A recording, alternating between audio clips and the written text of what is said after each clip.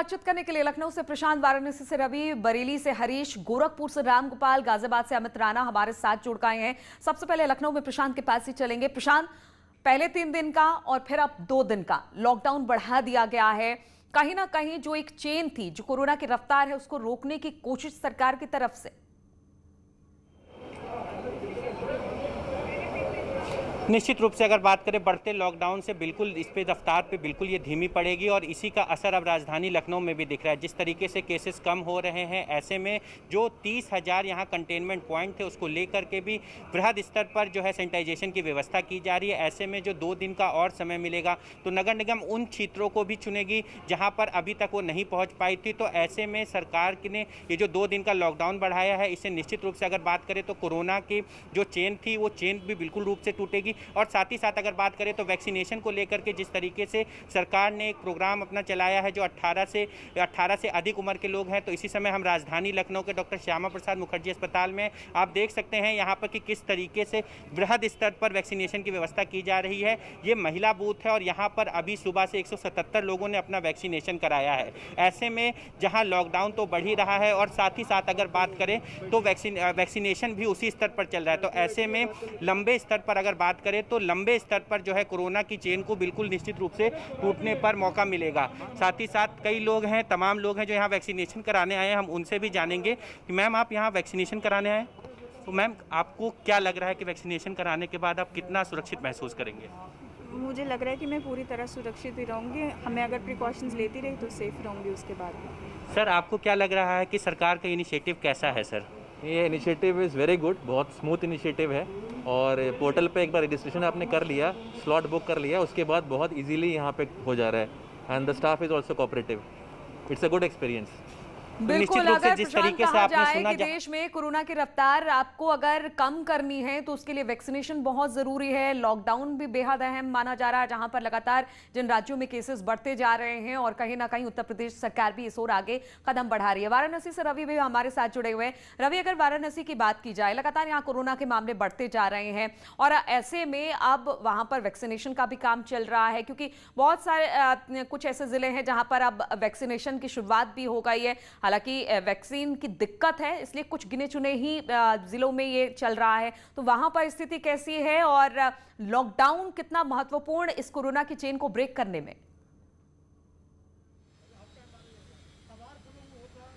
देखिए, इसमें कोई दो राय नहीं है कि वाराणसी अति संवेदनशील शहरों में से है, जहां कोविड के जो मरीज हैं वो सबसे ज़्यादा आ रहे हैं। इसको लेकर के वैक्सीनेशन जो मुहिम है वो भी जिला प्रशासन काफ़ी तेज़ी से दिखाई कर रहा है। अब 18 वर्ष से लेकर के 44 वर्ष तक के लोगों की जो वैक्सीनेशन करवानी है उसको लेकर के 17 केंद्र बना दिए गए हैं, ताकि जो भीड़ हो वो संकुचित हो पाए और लोग अलग अलग स्थानों पर जा करके वैक्सीन करवा पाए। अगर सिर्फ 2 दिन की बात की करें तो 3000 से अधिक 18 से 44 वर्ष के लोगों को यहाँ पर वैक्सीन लगा है और उससे जो ऊपर है वो तो लग ही रहा है। और दूसरी बात ये है कि जो लॉकडाउन 2 दिन का और बढ़ाया गया है वो बनारस शहर के लिए तो खासा अच्छा है, क्योंकि जो चेन है वो बनारस में लगातार बढ़ता जा रहा था, लेकिन अब वो चेन जो पिछले 5 दिन के लॉकडाउन की स्थिति है उसमें कोविड के मरीजों में थोड़ी कमी आई है, थोड़ी ही रवि थोड़ी कमी आई है कोविड के मरीजों में। मैं आपके पीछे देख रही हूँ, जो रास्ता जा रहा है वहां पर अभी भी आवाजाही बहुत ज्यादा दिखाई दे रही है। सिर्फ अपनी लोग गाड़ियां ही नहीं निकाल रहे, पब्लिक ट्रांसपोर्ट को भी आपके पीछे देख पा रहे हैं हम।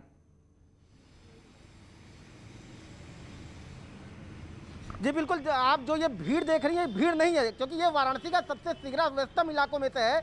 यहाँ पे जो गाड़ियाँ आप देख रही हैं आते जाते, वो चूंकि एक नॉर्मल लॉकडाउन लगा गया, इसको आप कह सकते हैं संकुचित कर्फ्यू, तो आवाजाही जाही पर रोक नहीं है। तो अमूमन ये वही लोग हैं जो घरों से किसी काम की वजह से निकले हुए हैं, क्योंकि इस रोड पर अब रोज का जो भीड़ देखा जाता था वो हजारों की भीड़ रहती थी। तो अपने आप में जो ये जो कमी है वो ये तस्वीर बता रही है कि हाँ, लॉकडाउन का असर है।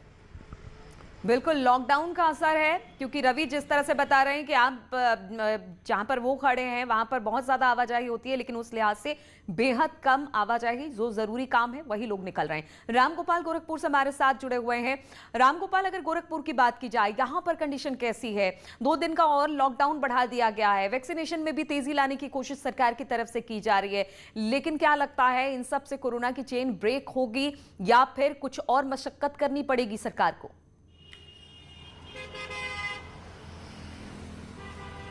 बिल्कुल, सबसे पहले वैक्सीनेशन की अगर हम बात करें तो वैक्सीनेशन गोरखपुर में आज 10 सेंटरों पे लग रहा है और अभी मैं कुछ वैक्सीनेशन केंद्रों से आ रहा हूं और वहां की जो स्थिति है वो ये है कि लोग अपनी बारी के इंतजार कर रहे हैं और 3 से 4 घंटे से लोगों का कहना कि 3 से 4 घंटे वो लाइन में लगे हुए हैं।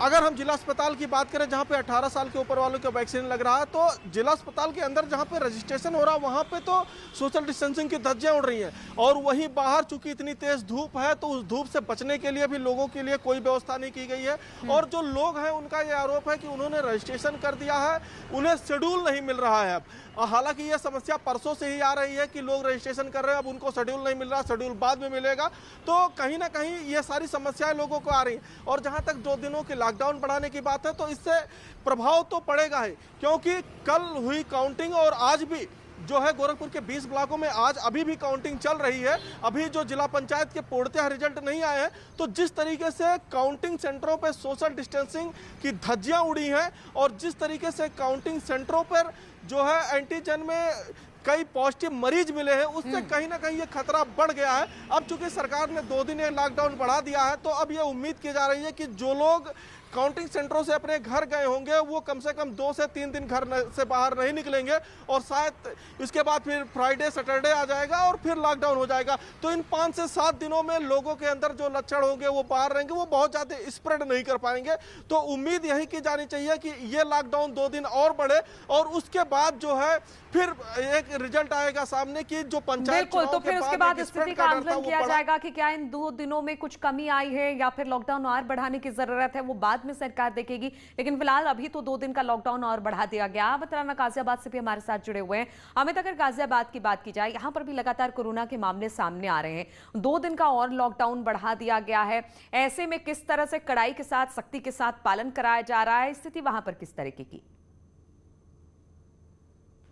जी बिल्कुल, आपको बताना चाहूंगा कमोबेश जैसे पूरे उत्तर प्रदेश के हालात हैं वैसे ही हालात गाजियाबाद के भी हैं। यहाँ लगातार जो कोरोना के पेशेंट हैं उनकी तादाद बढ़ती जा रही है। वहीं दूसरी ओर जो ये फैसला लिया गया है कि 2 दिन का लॉकडाउन और बढ़ाया जाएगा, ऐसे में जो आम लोग हैं उनकी अलग अलग ही राय है। जो डेली के बेलदार हैं, जो मजदूर लोग हैं, उनका साफ तौर पे कहना यह है कि अभी पहले ही 3 दिन का लॉकडाउन था, अब 2 दिन का और बढ़ गया है। हालांकि वो इस चीज को मना नहीं कर रहे हैं, लेकिन इस दौरान एक सबसे जो बड़ी कमी आ रही है वो यही देखने को मिल रही है कि अभी आपसी तालमेल यहाँ नजर नहीं आ रहा है। जैसे कि एसेंशियल कमोडिटीज की आपने बात की, तो जो दुकानें हैं, जो ग्रोसरी की दुकानें हैं, जो दूध की दुकानें हैं, उन्हें भी कई जगह ऐसी हैं गाजियाबाद के अंदर, राजनगर यहाँ का पौष इलाका कहलाता है, वहां जबरन पुलिस वाले जाकर बंद करा रहे हैं, जो कि उनको खोलने की पूरी इजाजत दी गई है। वहीं दूसरी अगर मैं बात करूं कोरोना की, तो जिस तरीके से लगातार यहाँ केस बढ़ रहे हैं, तो ऐसे में सिर्फ महज शासन और प्रशासन की जिम्मेदारी नहीं बनती है, महज सरकार की जिम्मेदारी नहीं बनती है, इसमें आम जन को भी अपनी जन सहभागिता देनी होगी ताकि कोरोना रूपी इस राक्षस को हराया जा सके। और जो कोरोना की चेन है उसे तोड़ने के लिए जो लॉकडाउन बढ़ाया है उसको सख्ती से पालन भी कराया जाना चाहिए, क्योंकि दिल्ली एनसीआर का अहम हिस्सा कहा जाता है, दिल कहा जाता है गाजियाबाद को। तो यहाँ से रोजाना दिल्ली, नोएडा की तरफ आवागमन करते हैं लाखों की तादाद में लोग बाग। तो ऐसे में जो संक्रमण है वो और भी ज्यादा फैलने की बात कही जाती है। जिस तरीके से दिल्ली में लॉकडाउन लगाया गया 1 हफ्ते का, तो उसके बाद जो हालात देखने को मिले थे, बिल्कुल, कोरोना की चेन को तोड़ना है तो आपको लॉकडाउन लगाना पड़ेगा। सुप्रीम कोर्ट भी इस तरफ कह रहा है। जो तमाम विशेषज्ञ हैं जो कोरोना पर लगातार रिसर्च कर रहे हैं वो भी कह रहे हैं कि कोरोना के बढ़ते मामलों को अगर इसको यहाँ पर तोड़ना है तो लॉकडाउन लगाना इस वक्त जरूरत बन गया है। अब आगे और किस तरह से क्या लॉकडाउन बढ़ेगा या फिर इसे यही खत्म किया जाएगा, लेकिन फिलहाल तो 2 दिन का और लॉकडाउन उत्तर प्रदेश में बढ़ा दिया गया। आप सभी का बहुत बहुत शुक्रिया हमारे साथ जुड़ने के लिए। और इधर सीएम योगी ने बड़ा फैसला लिया है और कोरोना को देखते हुए रोडवेज बसों को उत्तर प्रदेश के अंदर ही चलाने का फैसला लिया गया।